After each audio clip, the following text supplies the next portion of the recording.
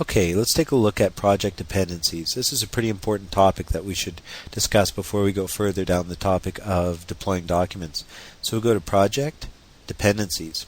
And that brings us into this dialog. As you can see, there's a variety of options here. We'll go ahead and look at these first. As you can see, there's options here for the Adobe Acrobat Reader, Internet Explorer, Macromedia Flash, Excel Viewer, PowerPoint Viewer, Word Document Viewer, QuickTime ActiveX Control, Real Player ActiveX Control, and Windows Media Player ActiveX Control. And these can search for different versions of these technologies, and we'll take a look at how we can do that in a second.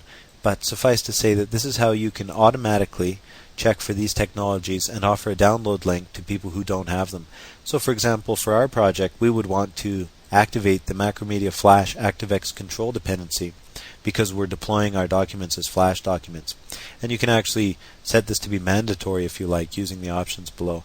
Let's take a quick look at these options. We'll use our Macromedia Flash ActiveX Control as our demo example here. Okay, so down at the bottom, we've got a few different things that we can edit. We've got the display name. We'll leave that set to the default. And we've got the minimum version that we're going to check for. Now you can type any version you want in here. In our particular case, our Flash paper documents need version 6.0.0.0 to run properly, so it happens to match up with the default, so we'll just leave that where it is. But you could actually set that for 7.0, for example, if you had some really new Flash stuff, or 5.0 if you had some older stuff. Okay, so now in the message area here, this is the message that is going to present for the people to click on the download link. In this case, we'll leave it set to the default message, which is perfectly functional. And it says, click here to download the newest Flash control. In the download install link area, there's a default download link of macromedia.com. If you want to get more specific though, you can edit this and go to the actual Flash download page and put that link in here so it's taking them directly to that Flash installer. That's up to you. In the variable area here, you've got a name that you can set up, and this variable is going to return the value of the detected installed version. So when we run this dependency with our project, it's going to check for Macromedia Flash, and it's going to find out what version is installed and return that value in a variable, and in this case it's going to be called FlashVar, and that's what we've got typed in here. You can name it anything you want. Now, if they don't have the technology installed, that is, if the end user, when this check is run, does not have Macromedia Flash installed, the value returned will be 0.0.0.0. So if you get that value back, you know for sure that the technology is not present. But you can automatically require the technology simply by choosing True from the pull-down menu in the Required field here, which is what I'm going to do. Okay, so that means that our application won't run until they install that technology. Okay, now in the next area here, this is purely for informational purposes. You can't edit this information, and it basically just gives you copyright and author information about the script itself. Okay, so that sets up the detection for our Flash ActiveX Control.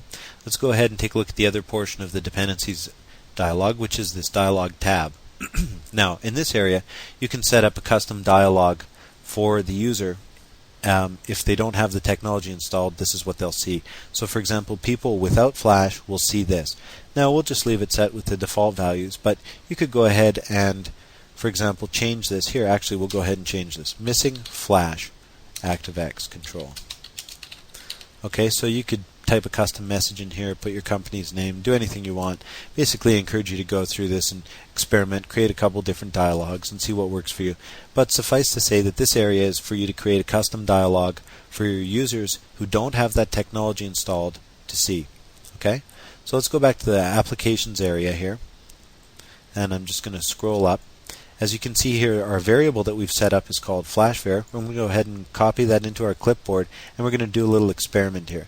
I'll press OK. I'm leaving this Flash ActiveX Control thing checked here, and we'll press OK. Now we'll come into our page area, double click on our page, and we'll set up a dialog message in here. And I had an action sitting here. I'm just going to go ahead and paste over top of it. But basically what we're doing is we're just setting up a dialog message action that's going to show that Flash variable at runtime. So let's go ahead and run this and see what happens. I'm going to press F5 to preview. And here's our project. As you can see, it says 7.0.19.0. So that's the version of Flash that I have installed on my machine. Now, because that version is higher than what's required, the application runs. So let's press OK, As you can see, it serves our Flash document no problem. Let's go ahead and close that down, and we'll go back to our dependency and increase the version to a version higher than the one that it just detected. So we'll go to Project, Dependencies, and we'll click on the Flash ActiveX control. Instead of leaving it set to 6.0.0, we're going to change that to 8.0.0.0. We'll press OK. We'll go ahead and run our application again by pressing F5. Now you can see what happens is we get presented with this custom dialog. It says that the program requires the following technologies which cannot be located on your system. We're missing the Flash ActiveX control. There's the custom dialog title that we put in a couple minutes ago, and as you can see it tells you please double click on each item to find out how to install it. So if you had multiple dependencies that weren't met, there would be multiple items in this window. In this case, since it's only one, we see just that one. Now if we double click on this, so I'm actually going to open up a web browser and we're going to be taken to the link that was placed with our dependency. Okay, so I'm going to go ahead and close that web browser down, and I'm just going to press abort. And that just demonstrates how dependencies work. So you can go ahead and require certain technologies, such as that Flash player that you need in order to play these documents or to display these documents. So we can basically require a PDF reader, a Word viewer, PowerPoint viewer, and so forth, and go about displaying these documents in their original form in the appropriate viewer. So we'll take a look at that in the next video lesson.